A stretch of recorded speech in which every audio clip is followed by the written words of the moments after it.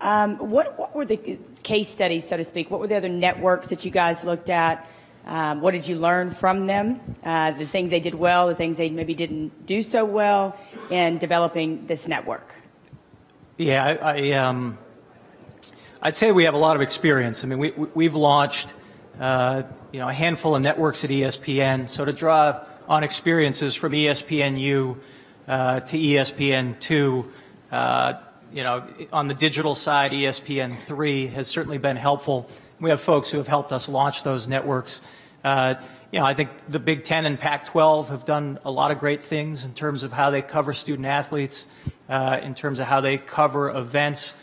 So we use all of those as a model in terms of how we get better and how we take the best of what's been done before, how we improve on it, how we do things a little bit differently. But every one of those networks has really been a model for us and a case study in terms of how we want to approach this. Has there been, in terms of the conferences, like the Pac-12, Big Ten, has there been anything particular that you've taken from the conference networks that have launched? Sure. So, one of the things, and I think it's going to be a delicate issue throughout, and I don't think it ever gets resolved, but there is a piece on how you cover news and content and information, right? I mean, we're talking about student athletes here, and we're talking about news breaking all the time. And so that's a particular piece where I think both the Big Ten and Pac-12 have learned over time, and an area where I think we're helped by watching some of the things that have happened there in the past.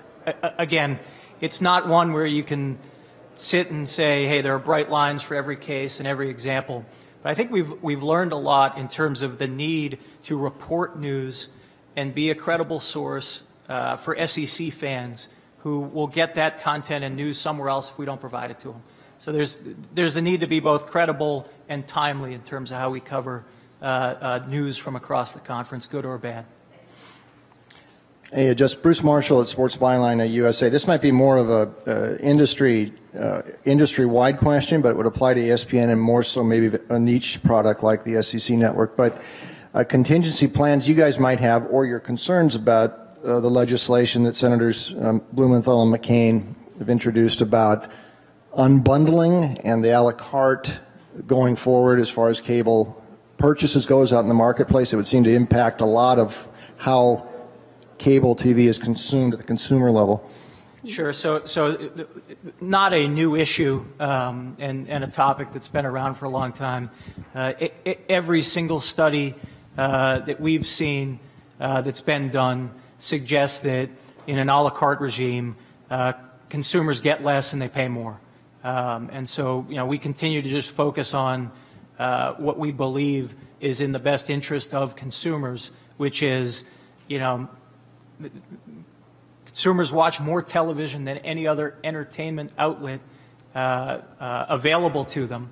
And our feeling is that the options afforded to them and the competition that exists across cable, satellite, and telco distributors and the packages that they put together and price on their own provides incredible value to those consumers. So we're focused on the model that exists today, and we're focused on what we believe is an incredible consumer value proposition, and I think it becomes that much more valuable to the extent the SEC network is included.